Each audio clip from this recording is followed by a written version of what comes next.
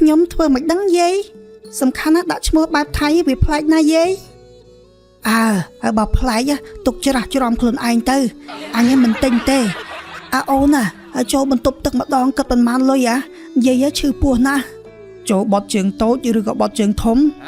យីអានេះវើយមើលវាសួរគឺជូអាចនឹងណាជូអាចបែបថៃឬក៏បែបខ្មែរយាយយីវ៉ៃឲ្យវាមិនដែលទេគ្រាន់តែជូអាចសោះមានបែបខ្មែរបែបថៃទៀត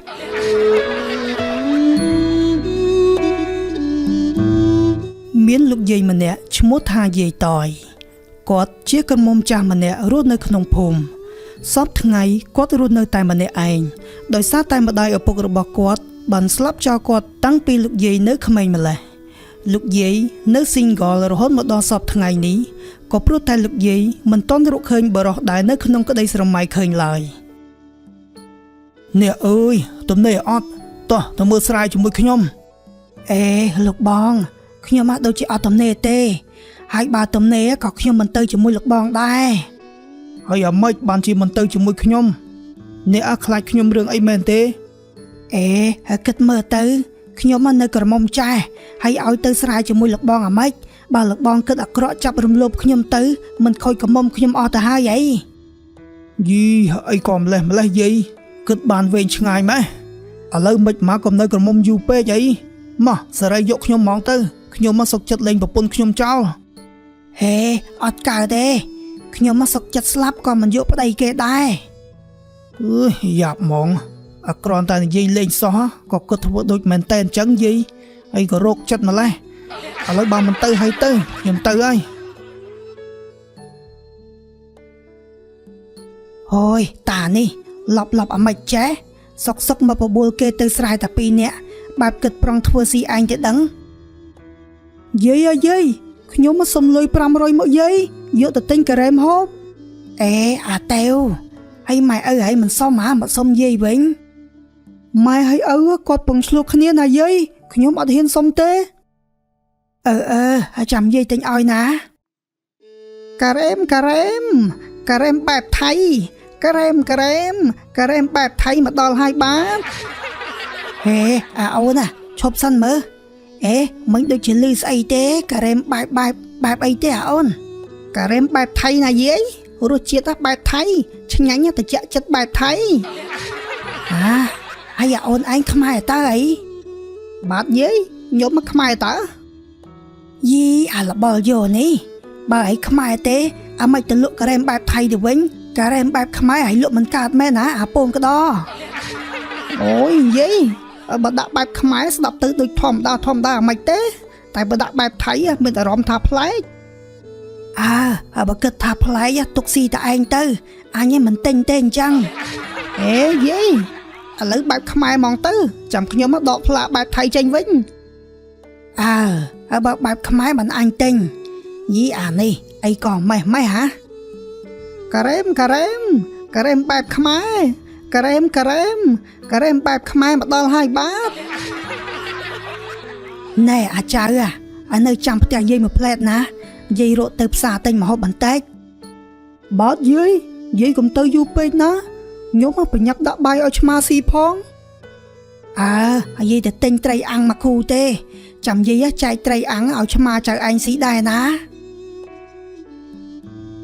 យាយតយក៏បានដើរទៅផ្សារបាត់ទៅ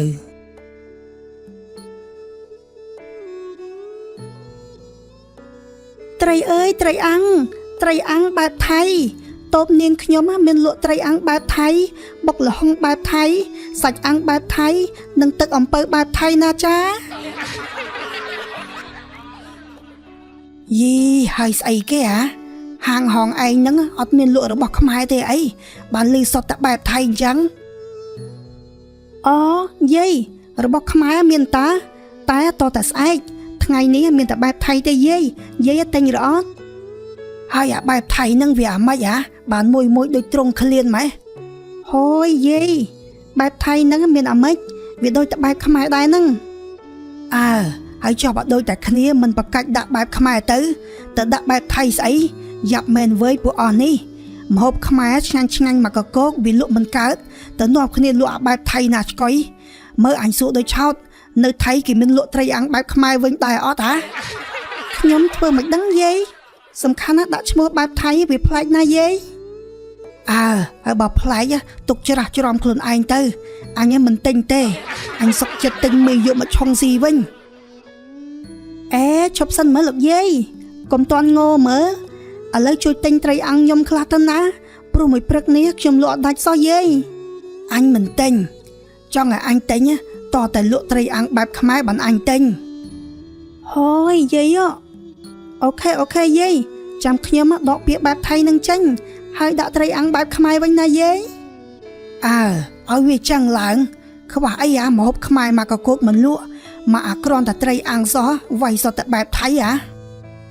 ចាយាយឥឡូវយាយយកមកដែរយាយឥឡូវជួយខ្ចប់ត្រីអាំងបែបខ្មែរ2មកណាហើយកុំភ្លេចរើអសនឹងចេញផងតែស្អែកអញមកឃើញទៀតអញឈប់ទិញមកយោវើយប្រាប់ឲ្យហើយមីការ៉ុតហូយយាយខ្ញុំដឹងហើយបន្ទាប់ពីទិញត្រីអាំងរួចហើយលោកយាយក៏បន្តដំណើរទៅផ្ទះវិញពេលកំពុងដើរស្រាប់តែអាយយឲ្យចុកពោះណាស់វើយ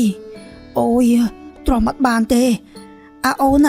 ចូលបន្ទប់ទឹកម្ដងគិតប៉ុន្មានលុយយាយឈឺពោះណាស់ចូលបត់ជើងតូចឬក៏បត់ជើងធំយីអានេះវើយមើលវាសួរគឺជូរអាចនឹងណាជូរអាចបែបថៃឬក៏បែបខ្មែរយាយយីវ៉ៃឲ្យវាមិនដែលទេគ្រាន់តែជូរអាចសោះមានបែបខ្មែរបែបថៃទៀតអូទៅអាប់ដេតម្សិលមិញហ្នឹងណាយាយឥឡូវសម្រាប់ថាចូលមួយណាហើយអានេះវើយអញយកបែបខ្មែរខាងស្ដាំយាយអូយអាសាំនេះឯងកំពុងតែឈឺពោះផងវានៅសួរច្រើនទៀតចាប់ហ្មងអត់មើលគេបិទស្លាកទេអីមួយសន្ទុះក្រោយមកមិនហើយយាយស្រួលខ្លួនអត់ពួងក្តោគ្រាន់តែបង្គន់បត់ជើងសោះចាំបាច់វាយផ្លាកបែបខ្មែរបែបថៃដែរយាយខ្ញុំមកឃើញឥឡូវគេលក់ត្រីអាំងបែបថៃបុកលហុងបែបថៃស្អីគេមួយទៀតមុខកថាអីគេបែបថៃនោះឃើញគេលក់ឡើងប្រងព្រាត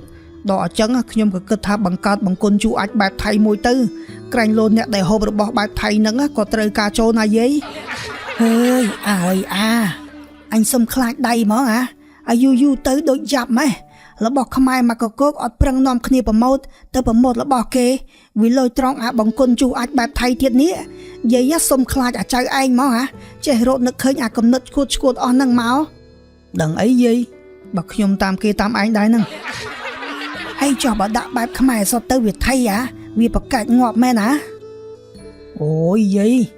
ចាំខ្ញុំដកចេញវិញដោយសារតែខ្ញុំអត់ដឹងហ្នឹងណាគិតថាដាក់ទៅមានគេចូលច្រើនតែមានណាអត់មានសំបីតែមួយម៉ួយហើយយ៉ាប់មែនអាចៅនេះមើលសារ៉េដកចេញទៅដាក់អ្វីដែលជារបស់ខ្មែរទៅណាយាយទៅសិនហើយលោកយាយក៏បន្តដំណើរទៅផ្ទះវិញ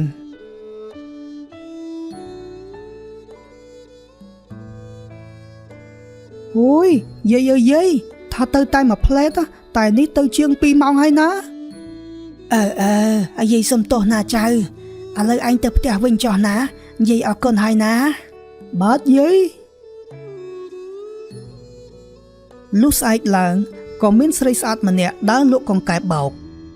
កង្កែបបោកអើយកង្កែបបោកបែបខ្មែរមានបងប្អូនណាត្រូវការកង្កែបបោកបែបខ្មែរទេមីនាងមើលចូលមកនេះសិនមើលលោកយាយជួយទិញកង្កែបបោកខ្ញុំមួយទៅណាកង្កែបបោកខ្ញុំផ្សំគ្រឿងរបស់ខ្មែរយើងមានរសជាតិឈ្ងុយឆ្ងាញ់ណាស់យាយមីនាងនេះមិនសើមិញដូចជាឃើញលក់ត្រីអាំងបែបថៃហើយឥឡូវមកលក់កង្កែបបោកវិញចាយាយនេះជាកង្កែបបោកបែបខ្មែរណាយាយនេះដោយសារតែលោកយាយបានជួយប្រាប់ខ្ញុំកាលពីម្សិលមិញកុំអីខ្ញុំមិនដឹងទេថាម្ហូបណាជារបស់ខ្មែរនោះឲ្យវាចឹងឡើងកុំអារបៀបស្អីបន្តិចបែបថៃស្អីបន្តិចបែបគេហើយអាពេលខ្លះកូនខ្លួនឯងស្អាតក៏ថាបែបគេហើយបើគ្រាន់តែថាស្អាតបែបខ្មែរទៅវាប្រកាច់ងាប់មែនល្អណាស់មីនាងដែលស្ដាប់តាមយាយខ្វះអីមុខម្ហូបខ្មែរយើងឲ្យតែប្រកែកឆ្នៃមិនខ្វះទេអ្នកទិញណាចាយាយអញ្ចឹងយាយទិញប៉ុន្មានដែរ ឥឡូវយាយសុំមកយកទាំងអស់តែម្ដងហ៎យាយឲ្យតែរបស់ខ្មែរយាយចូលចិត្តណាអរគុណណាស់លោកយាយតែប៉ុណ្ណេះខ្ញុំនឹងធ្វើម្ហូបបែបខ្មែរលក់ឲ្យច្រើនហើយណាយាយកង្កែបបោកអើយកង្កែបបោកកង្កែបបោកបែបខ្មែរមានបងប្អូនណាត្រូវការកង្កែបបោកបែបខ្មែរទេ